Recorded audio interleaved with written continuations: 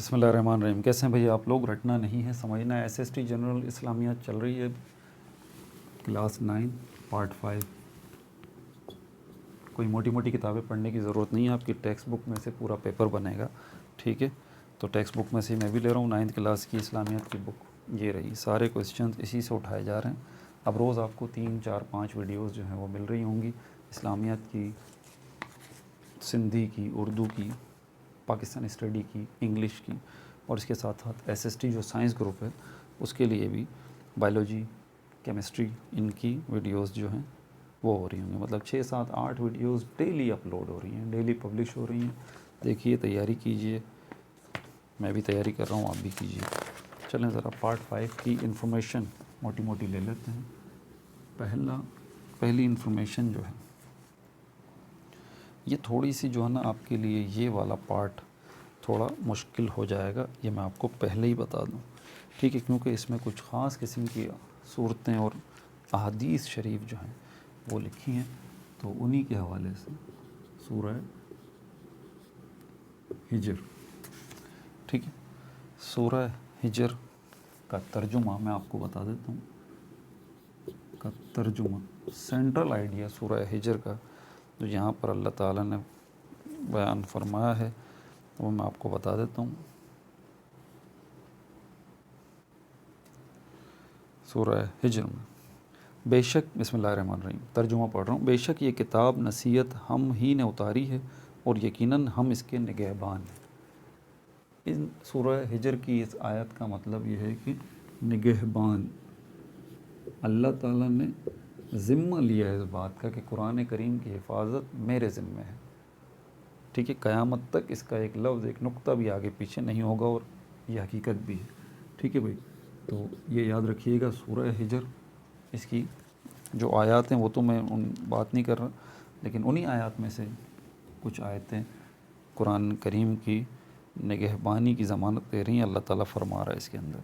ٹھیک ہے، سورہ حشر کے اندر بھی کچھ بیان ہوا ہے. سورہ حشر کے اندر، سورہ حشر، ٹھیک ہے، اس کا ترجمہ بھی جو ہے وہ میں آپ کے سامنے بیان کر دیتا ہوں. اللہ تعالیٰ فرما رہے ہیں، بسم اللہ الرحمن الرحیم، اگر ہم یہ قرآن کسی پہاڑ پر نازل کرتے تو تم اس کو دیکھتے کہ اللہ کے خوف سے دبا اور پھٹا جاتا ہے، اور یہ مثالیں ہم لوگوں کے لیے بیان کرتے ہیں تاکہ وہ غور کریں. اس میں اللہ تعالیٰ نے نزول قرآن کا بتایا کہ اگر کسی پہاڑ پر اترتا، نزول، اس کا سینٹرل آئیڈیا یہ ہے، نزول قرآن، اور پہاڑ کا حوالہ دیا اللہ تعالیٰ نے اس کے. ٹھیک ہے بھائی، سورہ حشر. ٹھیک ہے، اس کے بعد حدیث شریف ہے ایک، آپ صلی اللہ علیہ وسلم نے فرمایا، اس کا ترجمہ بتا دیتا ہوں. تم میں سے بہتر وہ شخص ہے جو قرآن سیکھے اور سکھائے. ٹھیک ہے، یہ حدیث شریف ہے. یہ کس کی حدیث ہے؟ یہ صحیح بخاری کی ہے. صحیح بخاری کی حدیث ہے.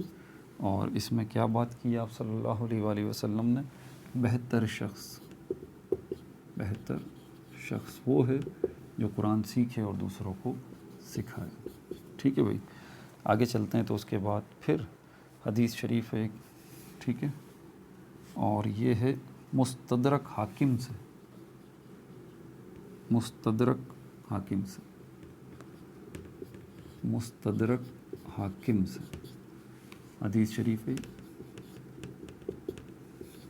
حدیث شریف ہے، اس کا سینٹرل آئیڈیا کیا ہے یہ میں بتا دیتا ہوں آپ کو.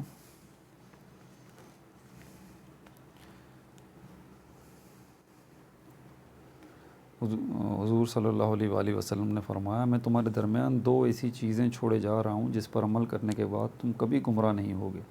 ایک قرآن اور دوسری میری سنت ہے، جو دونوں ہرگز جدا نہیں ہوں گے یہاں تک کہ یہ دونوں میرے پاس حوض کوثر پر حاضر ہوں گے. یہ حدیث شریف ہے مستدرک حاکم کی. ٹھیک ہے بھائی، تو اس کے اندر کیا بولا ہے آپ صلی اللہ علیہ وآلہ وسلم نے؟ 2 چیزوں کا بتایا ہے کہ یہ میں چھوڑے جا رہا ہوں، ایک سنت اور دوسرا قرآن شریف.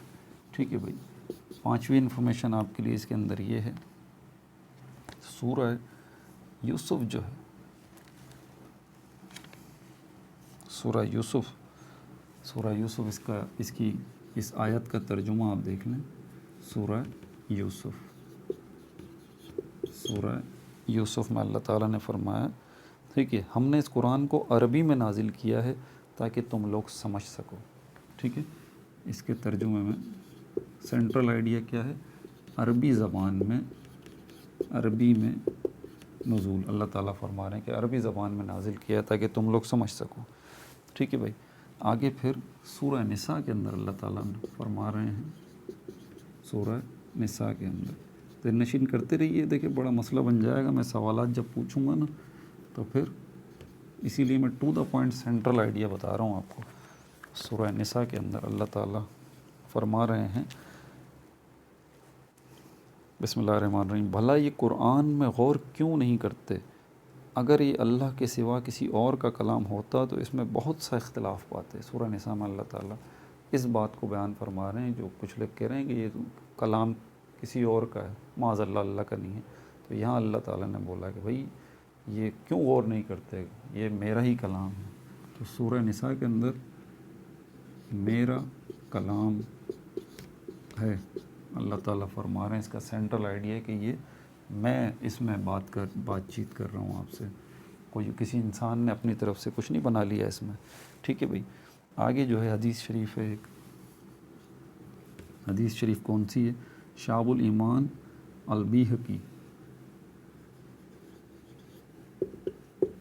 دیکھیں بھائی، ہو سکتا ہے آپ میں سے کچھ عالم مجھے سن رہے ہوں، کچھ جو ہے وہ اسٹوڈنٹ ہوں دین کے. میں دین کا طالب علم ہوں چھوٹا سا، مجھے کوئی اتنی زیادہ معلومات نہیں. اگر غلطی ہو جائے ادائیگی میں تو برائے مہربانی اصلاح بھی کر دیجئے گا.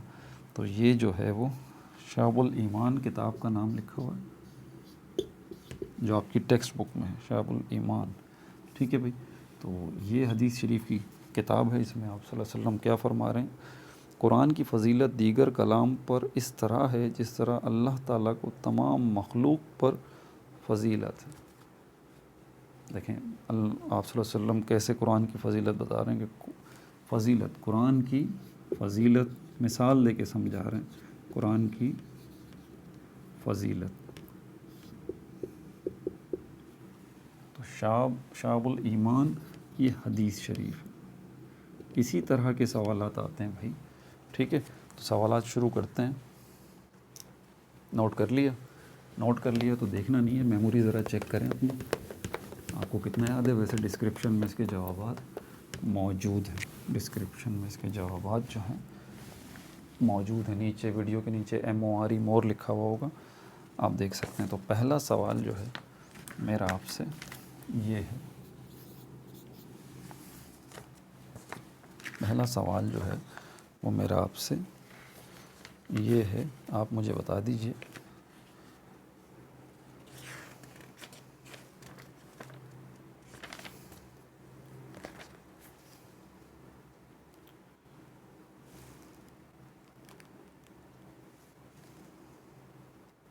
بے شک یہ کتاب نصیحت ہم ہی نے اتاری ہے اور یقیناً ہم اس کے نگہبان ہیں.